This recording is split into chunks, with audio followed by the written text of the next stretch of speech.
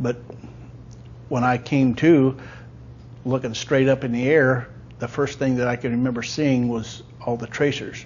And our tracers were red and their tracers were white, blue, or green, depending on which communist nation was supporting that effort. And evidently that one was well supported, because when I opened my eyes, here was all these red, white, and blue tracers going right over the top of my foxhole. I couldn't hear nothing because of the rocket had hit inches from my ears. All I could see was these pretty lights. And the first thing that I can remember thinking was, wow, this is just like Christmas. This was in November the 18th. And Christmas obviously was on my mind. So as I'm laying there watching the light show, my hearing started coming back, and it was like I could hear the bombs and the bullets in a far off distance, but it wasn't important. And then it was like someone turning a good stereo from 0 to 50, because it started getting louder and more important. And that's when I realized, well, the last place I remember being, let's see, I was standing on my gun. I was waiting for Sergeant Gant to pull, or to tell me to fire, so I could pull the lanyard and fire the piece. I remember firing the piece, and then I remembered seeing Sergeant Gant just into the darkness, because the round had hit him here. What was left of the rocket round had hit him in the chest. He disappeared into the darkness. So I'm thinking, well, where am I? And I raised my foxhole was only 18 inches deep. It depended, as he had explained it to us, it depends on how much water you want to lay in. So I raised myself up on one elbow. My foxhole was within 3-4 foot of the edge of the river. And when I raised up on one elbow to see where I was, well, there was 150 to 250 of the enemy making a mass assault wave waiting across the river to get to me.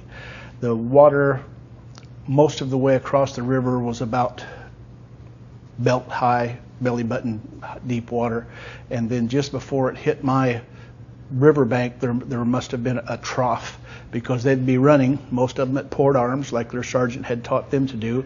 They'd be running at port arms, and then they'd disappear, bloop, but immediately they'd come back up again. So it must just been a trough, and then they'd come right up out on to the bank. So I thought, wow, I better do something. So I had 12 clips of ammunition for my 16. So I started doing my job there. When I started running out of ammunition, I'm thinking, well, what do I do now? My howitzer was all blown up, burning. Virtually everything on it was blown off of it. But I had a 500 round box of M60 ammunition in my foxhole, which is they always called the artilleryman's box of ammo. Actually, it was a door gunner's box of ammo from a helicopter. But I didn't have the 60 in my foxhole. I thought I remembered where the 60 was, and I crawled over into the next foxhole on my right, and sure enough, the 60 was set up in that, and there was another box of 500. So that meant I had 1,000 rounds of ammunition. So I crawled back, brought it over, set it up in my foxhole, because mine was closer to the riverbank, and I started doing my job. Went through the first box. They just kept coming, 150 to 250. I didn't actually physically count each one, but there were unbelievable amounts of enemy that was running at me, they were trying to do their job. When I loaded the last box of 500 rounds up, and then I can remember seeing, that's belted ammunition, so the belt's laying in the box. And when I could see that there were only 3 loops left, I got to thinking, I said, wow, maybe I've died, and this is what soldier hell's going to be, that this is what's going to be for eternity, that I'm going to be sitting here trying to do my job as a soldier. And I expended all that ammunition. I had saved 3 rounds in the last clip. Actually, there was 1 in the chamber and 2 in the clip. And I looked at my howitzer and I thought, well, maybe I can get 1 round off. I wasn't just going to quit trying. I was going to continue doing my job. So I crawled around back behind the gun, which it was about knee deep, calf deep to knee deep water all around my gun. This was in the southernmost portion of Vietnam, the rice paddies.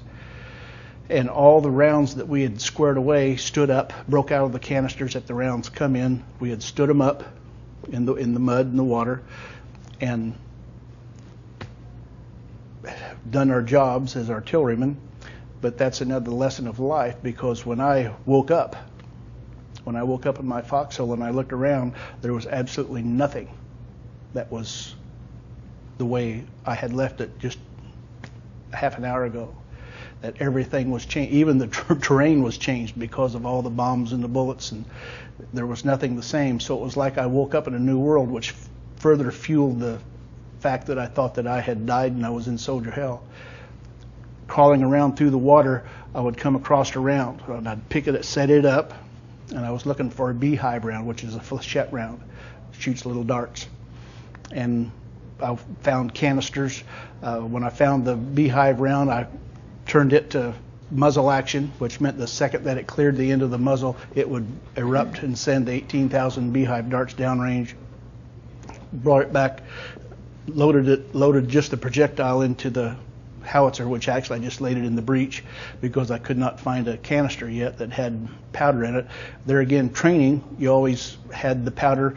There were 7 bags of powder sewn onto a string, and in all the training that we'd received, that's how you cut a charge. If they said a charge 5, you would lower 5 bags on the string down into the canister, and you'd lay the other 2 bags out, and when you set the round physically into the canister, it would cut the string. That's what's called cutting a charge.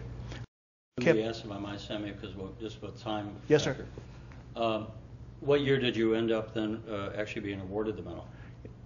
The action took place on November the 18th, 1967. I received the Medal of Honor from President Johnson on November the 19th, 1968. It took 1 year and 1 day.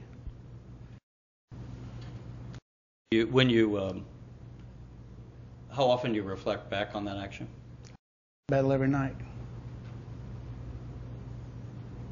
Every night. That's my wife, Dixie, and I spend as much time as we can talking to the kids coming back from Iraq and Afghanistan in the hospitals or wherever we can touch them. And that's what I tell them is, you're not going to be able to forget it. So try to remember it. And in remembering it, you can put it in its proper place and move it from in front of you and put it beside you, because you will carry it with you the rest of your life. So let's talk about it. Let's get it out into the open. And those lessons that we've learned from what that life experience was, we put in that toolbox that we all carry with us.